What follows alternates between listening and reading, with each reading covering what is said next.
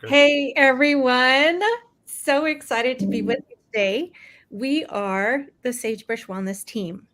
And today we're going to be talking about what it means to create an environment of recovery, right? There are so many layers and so many parts and pieces to this. And when folks come in to start working with us, often they've been sick for a while, right? And to start with, okay, the big pieces, sometimes that can feel overwhelming. But when we think about recovery as creating an environment, it becomes not so scary and it becomes easier to think about. So I'm Melissa Rose. I'm the founder and CEO of Sagebrush Wellness. I'm the lead coach here, functional medicine coach.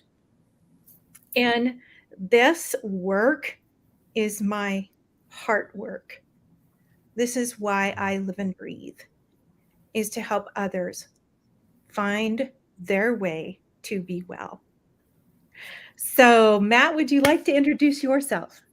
I would. Absolutely, I would. Thank you guys all for being here. And before we get started, I definitely want to say if you guys have a question about creating this environment of recovery, definitely pop your question in chat. I will see that and I'll definitely make sure that your question gets answered, asked, all that kind of good stuff. So thank you guys so much for being here.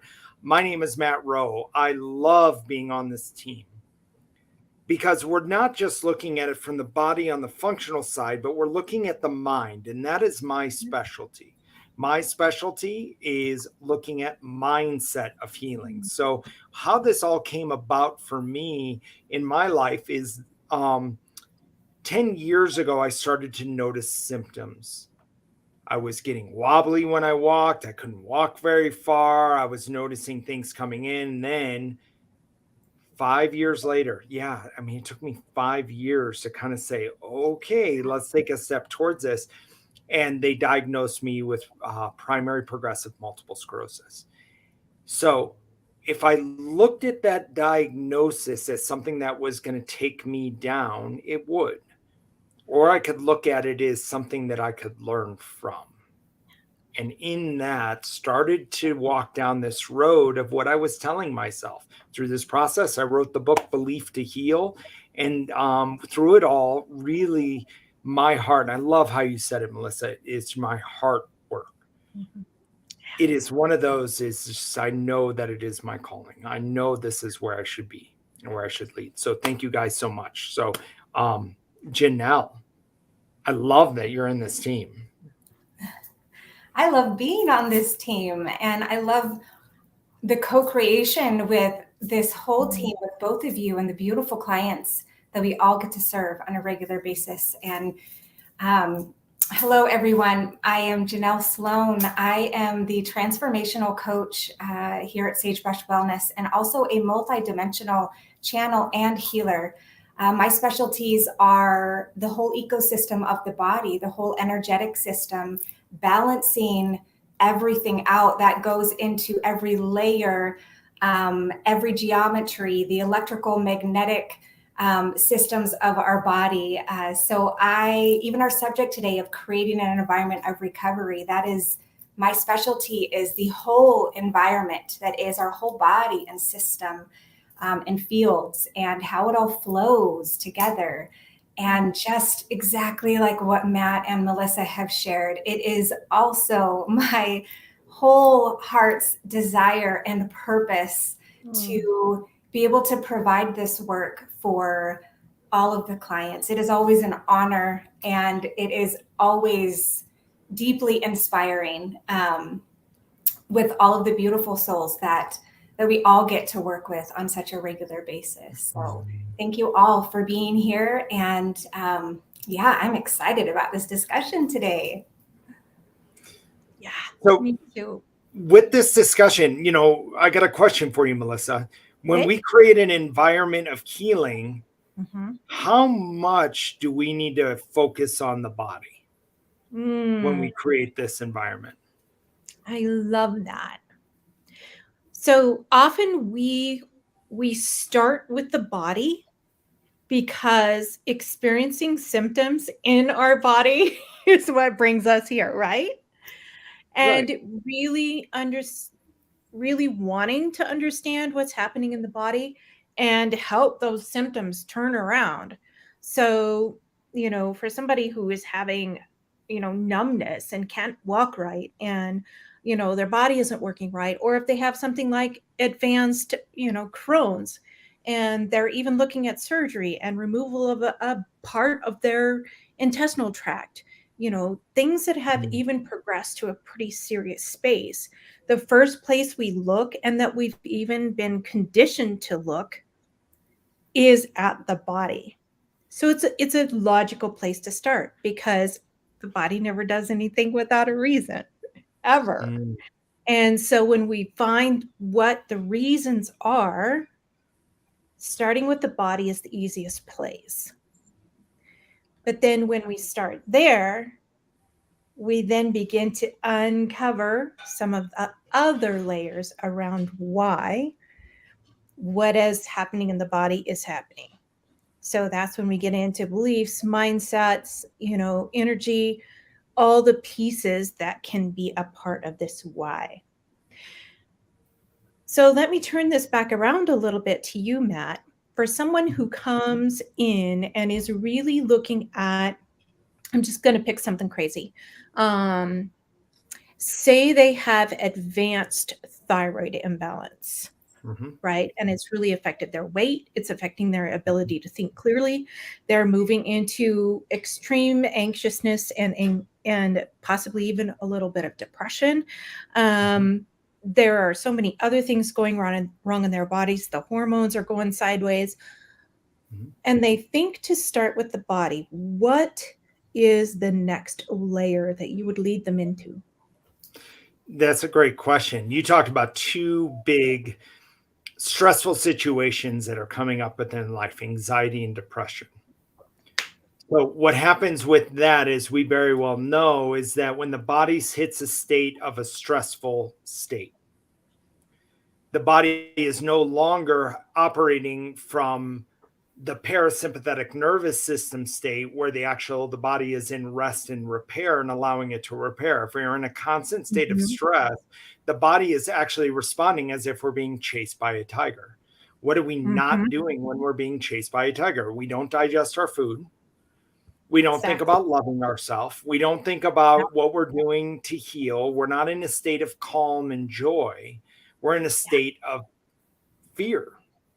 Yeah. And when we really look at this world, there's two emotions that we have: fear and love. Fear has anger, shame, depression, guilt, anxiety, all of those pieces around it. And then entering the other state of love, which is joy, compassion, grace. Melissa, I've never met anybody in all the work that I've done, or anybody even externally, that has ever healed from a dis-ease that was in a state of depression, anxiety, fear, or anger. Yeah. They are in a state of love and joy, patience, forgiveness, and accepting. But that is the hardest part of the work right there, is how do we enter into this state? How do I get there? There's not like all of a sudden, because I just said this right now, people are going to be like, oh, that's it. Oh, I'm going to totally do that. No, you got to remember that the past, the history, has taken us away from this element of pure love that we are.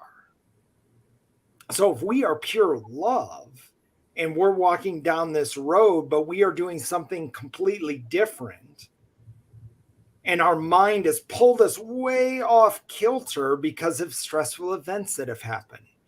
You see trauma, you see other events in our lives that has us in this aspect of feeling as if we're not enough. And in our day and age today, with social media and everything going on, and all the stress from the world, is this pulling us further down this path of the dis-ease? I said that word intentionally that way, because disease is really a lack of balance within our bodies. So then when I look at that, I want to go back to the beginning. I want to go to who you are. I want to go to that foundation. what are your values? What are you really sitting at? What is something within you that might be causing the stress? Because through this awareness, we can begin to let go of the old self that may have gotten us to this point. Yeah. Did that answer your question?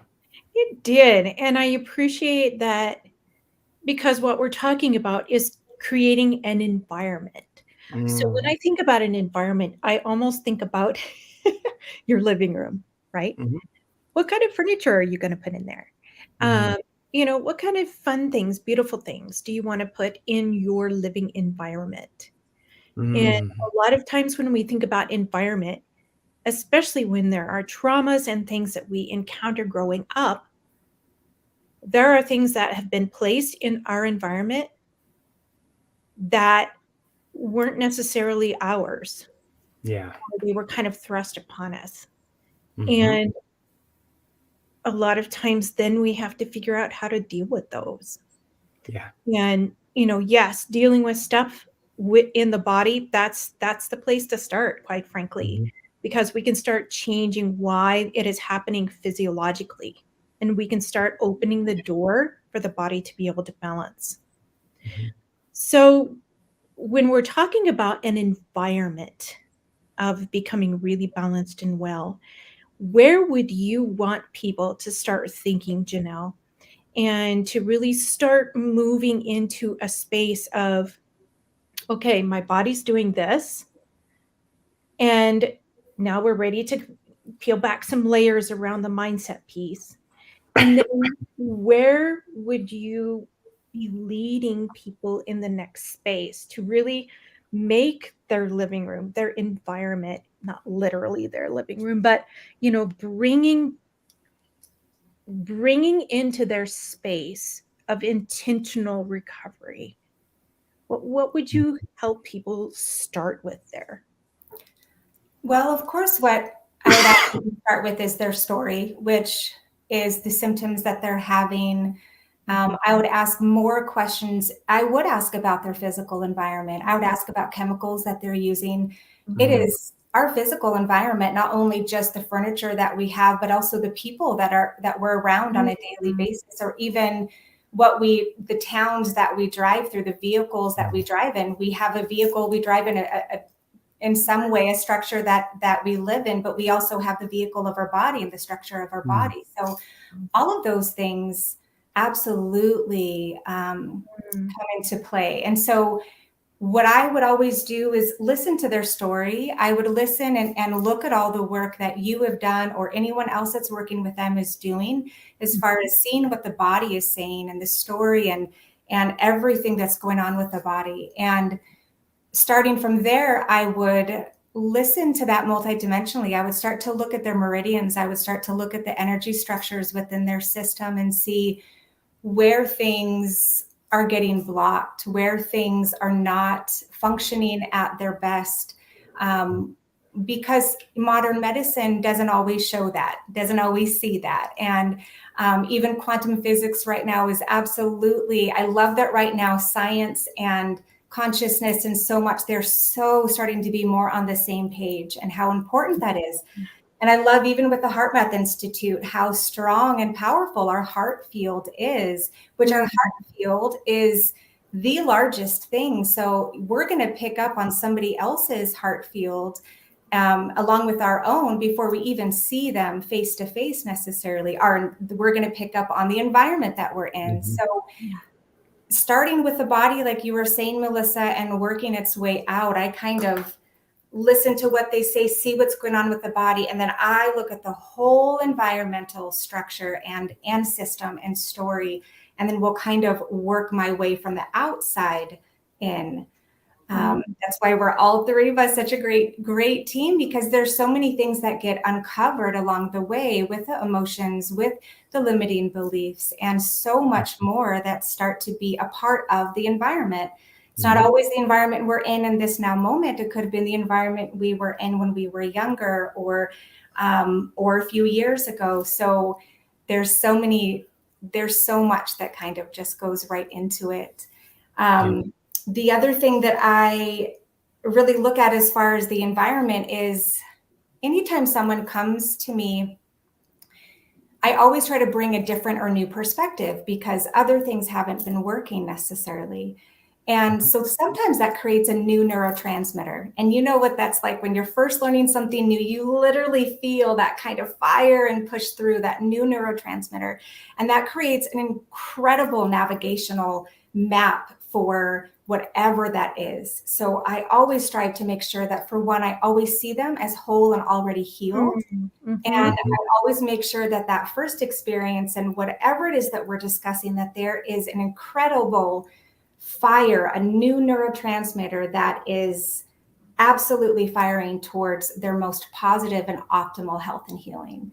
Mm-hmm. And with that being said, also we all have those mirror, right? Those mirror neurons that we have within our system. And those mirror neurons reflect our environment.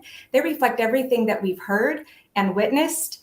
And a lot of times we just need to clear them, right? Just like we clean our mirrors in our house, we clean the windows in our house. Same thing. We can absolutely go in and clear those mirror neurons and make sure that it not only is reflecting our heart and love back to us and from us, but also that we can really get to have more of a clear perspective of the healing that we want, of the joy that we want, of the love that we want, and just kind of work from there. So kind of creating a nice clean slate to work with, along with, of course, uncovering everything else that's going on. I hope that answers your question. I love that. I love it so much. Yes. Great. Yeah.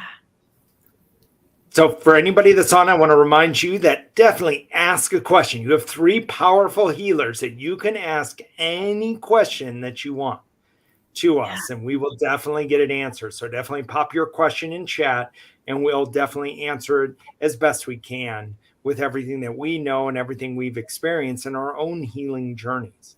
And because you know what, we're not just teaching this, we're not just leading and guiding others through this journey.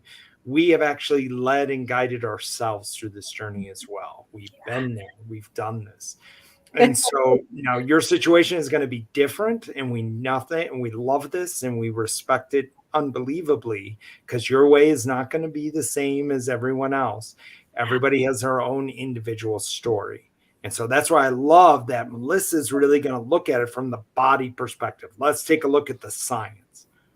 Let's figure out biologically what might be off kilter.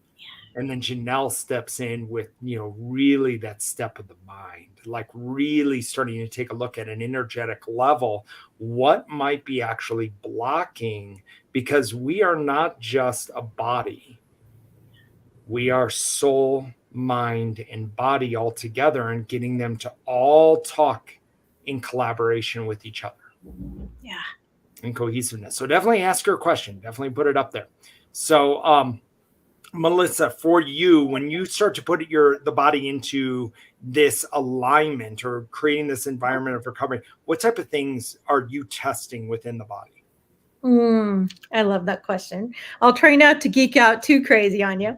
But one of the very first things I like to look at, in whether we're looking at blood work, whether we're looking at a GI map, whether we're looking at extensive testing as far as DNA or genetic testing, wherever we have to go, or toxicity testing, wherever we need to go to really understand the pieces that are driving the symptoms in the body, what I am looking at is why.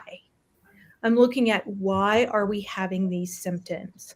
And to be honest with you, a diagnosis doesn't do a lot for me, because just as an example, I've got folks who, I'm thinking of a client right now who was diagnosed with multiple sclerosis, but when we started looking deeper, she doesn't, and I don't diagnose either, but she doesn't have the hallmarks, if you want to say it that way, for multiple sclerosis. She has advanced mold toxicity, which is a whole nother animal, but gives the same set of symptoms where, a medical doctor who doesn't know how to look deeper and understand what's happening in the body diagnosed her with MS, and she's been, dealing with that for years and nothing works, right? because nobody has gone deep enough to figure out what is actually driving this for her. So when somebody walks in with me and starts with me, that's where we look first, is what systems in the body are out of balance and what is causing that imbalance. So that can take a little bit to do what I call investigation. So whether we're using blood work, whether we're using extensive testing, whether we're just looking at what the body is telling us via symptoms, we start peeling back the layers of what is actually causing this in the body. Okay. So you're really getting past, like you're trying to get as deep as you can in the root of it. Yeah, exactly. Like way past the diagnosis. Yeah, I'm not a big fan of the diagnosis because it puts us into a myopic viewpoint. Yeah. And we'll say words like, I have this. But as we know with autoimmune, it's never really fixed on that side. So we had a question that came in. So Sue, I'm so glad you asked the question, Suze. And so this question is for Janelle. Janelle, when you are, let me make this a lot easier. Let's show it. There you go. When you're working on someone and dealing with past generations and future generations, how do you get to the other side of generations? For example, a grandchild, can you clear both sides of the grandchild? Such a great question, Susie. Thank you so much for being here and for asking this, not just for yourself, but for others that would love to know this answer as well.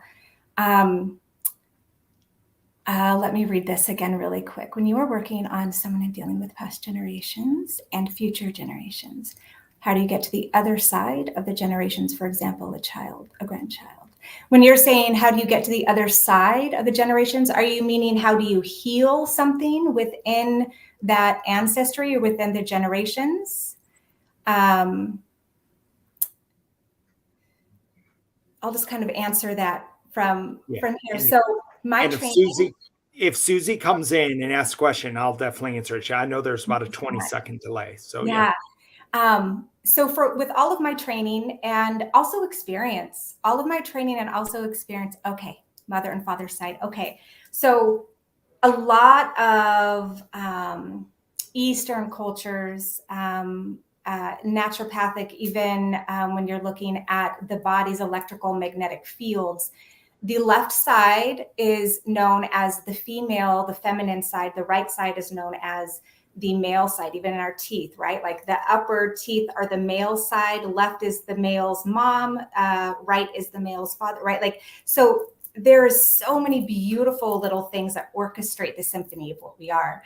And our ancestry and the generations, the blood of which we come from, are a huge part of that. And yes, 100%. When you heal something within yourself, especially if it is something that has been within your genetic lineage and DNA, when you can heal that within yourself, you don't only just heal that within yourself, but you also heal that. Most people give the number of 7 years back and 7 years forward. So not only is it going to be healing it for yourself, but also it's going to be healing it for your ancestors and also your children and the future progeny. So I hope that answers your question. Okay. As far as the details and how and why, that's so unique and different for each person.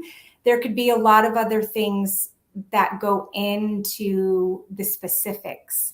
But for the most part, such a beautiful question, because it does have to do with the environment as well. It has to do with the environment in which maybe your grandmother was around, and what type of chemicals was she in, right? So many of our grandmothers had so much mercury within their blood, and that now is leading into so many other autoimmunes and so many other things. So there's just a lot that goes with the beautiful story of our ancestry, of their environment, of things that they went through emotionally and physically and environmentally and spiritually. Like, there's so many things that go into that. And just like we know a lot of stories of some people where the grandma maybe was an incredible musician and it skips a generation, that whole, oh, that skips a generation. Well, how does that always happen? So kind of applies to the same thing with healing, that you can absolutely go in and do some beautiful, beautiful healing that does also change the cellular structure. It changes the physicality. It changes a lot of things on a very scientific base as well. So I hope that answers okay. Do either of you have anything else to add to that, please? Matt or Melissa? Well, for me, like if we're going to talk about, so then you're talking about epigenetics. Yeah.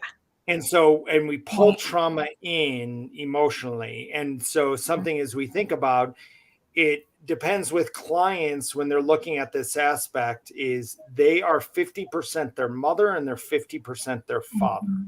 Your children are 50% you and 50% the man that you had the child with. And so really what will happen is then we are raising children based upon that trauma as well, that they are pulling forward.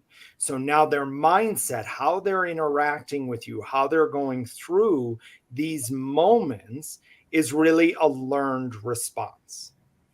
They are doing the best they can with what they know at that time. So but your parents, got to remember that, are still dealing with their own trauma.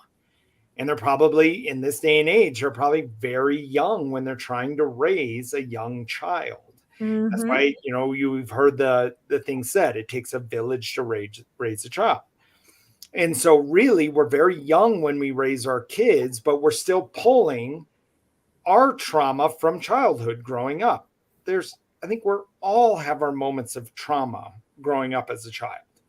Yeah. We have our moments that we go through this. So our mindset starts to turn and we start to go into this overwhelm, or we don't feel like we're enough. And then we pass that on to the next generation. Yeah. So when we're dealing with this is when we start to release these pieces within ourselves, we're actually, whether we are aware of it or not, actually healing that trauma or healing those pieces because we're doing the deep work ourselves. Yeah. And so maybe we may not be transferring this forward to another generation where we're having them be the individuals that they are meant to be in this full life and the step, instead of being restricted in this. Have you ever gotten to a point where you've said something your mother told you? So like your kids are acting out or they're doing something and we respond to them the same way our parents responded to us. That's where we are just training this down the road. Yeah. So that's how I approach him that. So I'm going to go ahead and pull this comment down and hide this. And Susie, you had another really good question. What about the other family? For example, you would be dealing with my son, the father. However, the mother is not connected to me. May I interject something here? Absolutely. So one of the things that I find fascinating is that, so we're talking about generational stuff. Like, so my grandmother passed away from MS. My mom has MS. Most of the gals in my family have MS, but I have chosen to reverse that for myself. And I am actively working at standing in the gap and not having this go on to my kids, right? But what I am learning is that I heal me as I get better, as I become a better me, working on all the parts and pieces and the layers. That is going out into my family, both behind me and in front of me, because who I am and who I am becoming affects everything and everybody around me, whether they are realizing it or not. So just kind of putting that in there, because who we are, who we choose to become, and how we choose to show up, and the light that we choose to be in ourselves and how we choose to do life, it makes a difference even though we don't always see it.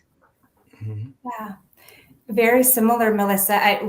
Thank you for sharing that. One of my best, I guess, stories is how trees work, right? The whole network of trees. If there is a tree in the park that is sick, all of the trees around a certain circumference send energy from that tree, or maybe there's a different word, but they send that from their roots down into this other tree to just go right up and help to heal and stabilize that tree and balance it, because they are a whole network of themselves. Just like what Melissa was sharing, just like what Matt was sharing, and just like what I was sharing, we're our family within the epigenetics, within the DNA, within the blood and cells. We are this beautiful network. So as Melissa has worked to heal herself, as I have worked, as Matt has worked, as I know that you are as well working, that is going to go out into that network and system and help. But to also answer your question about the part of your grandchild's that you're not blood related to, the mother's side here, how I guess the best way I could answer that for you is that really would be for your granddaughter, if she wants to start doing any healing work just for herself, for her own health and well-being, which that is the most powerful, that does do the ripple effect. But yeah, that would be for your granddaughter for sure, to start to work on and start to have that awareness of doing. That would be great if we could just do it for everybody, right? That would be so wonderful. But yeah, when it comes to her mother's line, that would be more up to your granddaughter to start to work on. You know, I love how you said that, Janelle, but at some level, we are all connected. Correct. Energetically. So just like, I love your analogy of the tree. Like when a storm comes, let's say that storm is 20 miles away, it starts like sending a message out to the other trees that are all connected in this beautiful network of all this root system. Hey, we got a storm coming, lock down, like get ready, build some sap, like get stronger, all this type of stuff. But in there, with that same energy, how we are being in a moment of our stress, and I think we can all say that we've been around individuals that are stressed out, sad, frustrated, or angry, and we will feel that. And we'll almost pull a little bit of it in, and we'll say words like, man, I don't want to go over there. I don't want to go to their house. I feel terrible when I'm over there. I feel like I'm not welcomed. I feel whatever it is. So we feel, even though we may not be biologically connected to them, we still feel them. So in this moment, if I'm working on self and I'm loving myself and I'm finding this love within me, then I ripple this out to everyone around me, whether they're related to me or not. They feel this love. They feel this energy that is all around. And with that, and we're feeling this energy being propagated out, that energy is actually healing energy. You know, when we're around somebody that is feeling good, that is happy, that is joyful, what do we feel? A like similar energy. We're happy, we're joyful, our mindset is in a state of possibility. We're looking at it, and we don't like to be in spaces where we don't feel that way. So it's not like we go somewhere where somebody's really angry, frustrated, judgmental, all that type of thing. We tend to avoid those spaces.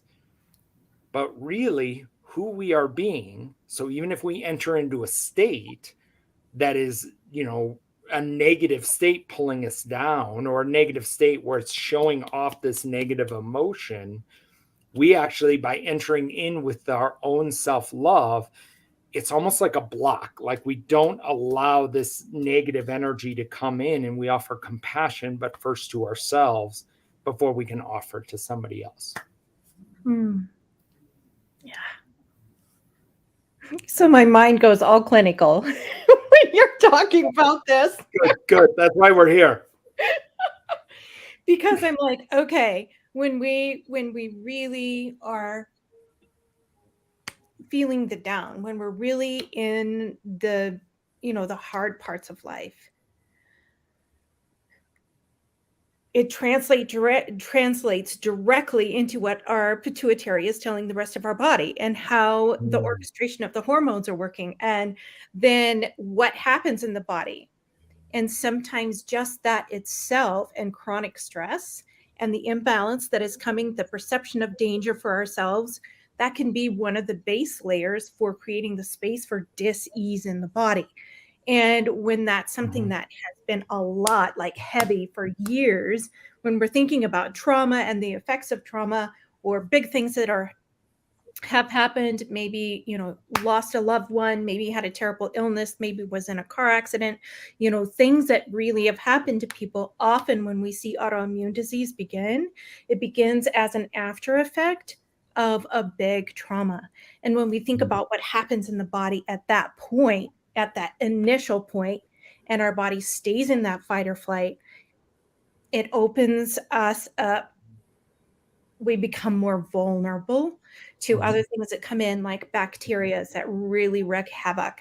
Not being able to have, our liver doesn't work right. It gets sluggish. Our neurology goes sideways. There are very real consequences of something like that. So when we're talking about recovering deeply and creating an environment of recovery, we need to look at what's happening in the body, yes, but we need to look at some of the other layers that are actually feeding into the why. Because how you feel, what's happening here in your mind, and what is happening in your environment around you, can directly affect how well you are able to recover. And it becomes something that we have to be intentional about. And one of the things I love, love, love about this team is we're able to come around and support you, mind, body, and spirit, all the pieces, right? That's why I have created this team. This is why I wanted all of us here, is because I'm so good at the body part. I love it. I geek out over it. And I can totally help a little bit with some of these other pieces, but this has not been my life's work. The body part, the physiological part, helping you understand how to read your labs and what to test for, and really going into that, and then how to correct that in the body. That's my space of genius. But I haven't studied this my whole life, like Janelle has studied her work, and like Matt has studied his work. We are creating a space to help you. We have created a space to help you create your environment of recovery. I was just going to say that, Melissa. Are we creating an environment of recovery? Yeah. Like, you look at all this, everything we're doing. And this is why I love, like, both of these pieces. Like, Janelle, what you said was right. Like, when you look at it, but it's taking it such another level, a different aspect, that if we keep looking at this as what's wrong with me biologically, then we're ignoring the fact of, why did it happen? Right. How did I get here? Right.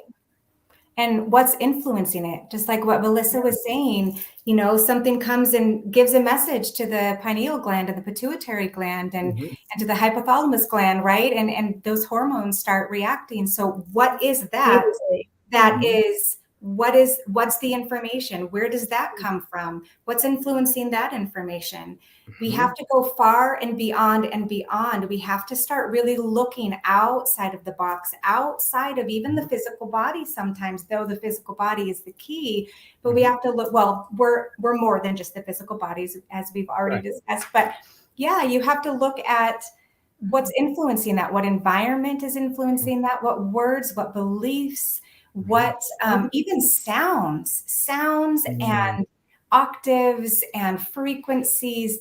We all have either a fridge or a washer and dryer or something that beeps all day that, there are sounds, but they do. Or a phone. So there's so many things in our environment, right? The EMFs, we don't necessarily see them, but they are a field. They have a wave. They penetrate through this physical body, just like anything else that is within whatever structure that is penetrating through and creating whatever that dis-ease is, starting with the body. Once it's in the body, it's manifested in the body, but let's clear it from the body. But let's also really work in these layers and completely clear wherever that signal's coming from, and clear that out, if that kind of makes sense. But that's why I love Susie's question. It's like, Susie, you're really looking at it from a completely, what I think, a larger view aspect.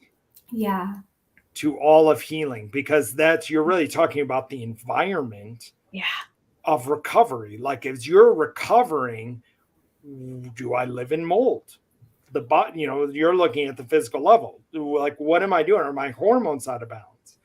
We can look at all that and we can put all that back in balance. But if we're still onslaughting it with this energy, this whatever, like I love how you put it as electromagnetic frequencies, EMFs coming in, we don't see it, but it can definitely, I don't care how much I'm doing for the body, if I'm still assaulting it, then it's going to put me right back into the same state again. So we're going back to the root. That's why I loved your question, Susie, is you're really talking about some root stuff. You're talking about going back to the beginning. Yeah. From even the moment we were born, if we're taking a look at it, what kind of environment did you experience when you were in the womb? Where was there screaming, yelling? Was it stressful? Was the mother in worry, like, oh my God, how are we going to take care of this baby? Like really looking at all of the structure.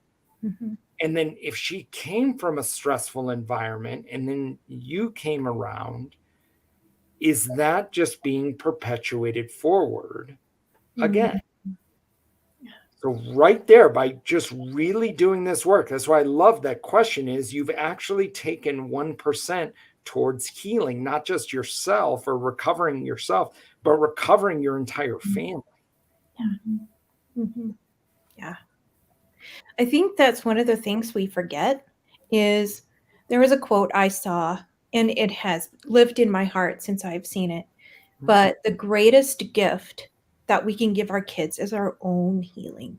And I've thought about that so many times, and maybe it's just that, I want to be standing in the gap for my kids and really, stopping the cycle of illness for our family. But like with clients who have, like, this is the, hereditary, autoimmune is supposed to be hereditary. Well, that's a topic for another day, maybe. But really leaning into what does that mean and how does that play out in our world? Because is it truly hereditary, and what does that mean? Because we learn ways of thinking about ourselves, ways of eating, ways of taking care of our bodies, ways of expecting or not expecting, ways of celebrating joy or not, living in fear or living at peace, being safe. These are all things that we need to look at. That's hereditary. Yeah. And our DNA structure is hereditary as well, but it is 80% influenceable. Please hear that. So when we're thinking about generational stuff and we're thinking about DNA and we're thinking about, is this a piece of, I can just expect to have MS because every other, not every other female in my family, but a lot of them do have MS. No, I refuse that, because I also know that my body has the ability to be well, really, truly well. And I'm living that on purpose. And that's what we work towards for our people that we work with every day, is how do we help them create this space of true, deep wellness? Yeah. Yeah. And how do we teach them how to respond differently than our mother did or our father did or others did? How do we even responding differently to our environment, right? Just like when we heal things within ourselves, not only does the environment of this change, but our outside environment starts to change. Our relationships start to change. Our thoughts, our beliefs. if we want to, all of a sudden we're going to want to go jogging for some reason and do a triathlon. I mean, so many things start to change and shift, and there's no order of how these change and shift, but just by starting and just by believing that they will change and shift. Yeah. And just by being aware of what is influencing and how we are responding on all of these different levels, and that we have the power to change it. We have the power to 100% change it. Yeah. And be supported in doing so. I love that. Yeah. Awesome. Well, thank you guys for being present. Oh, did you want to say something else? I didn't mean to cut you off. No, not at all. I was just going to say thank you. Thanks for being here. Yeah. Thank you. Thank you for your comments, Susie. This was really, really cool. Yeah. So we are accepting new clients. We have room in our schedules for new clients.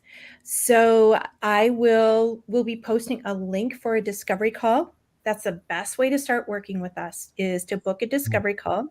What that is 30 minutes of sitting down with one of the coaches and really talking through what's happening in your body, what's working, what hasn't worked. That's a huge information piece. And really leaning into what you want to accomplish. What do you want to do? Like, what do you want your wellness journey to look like?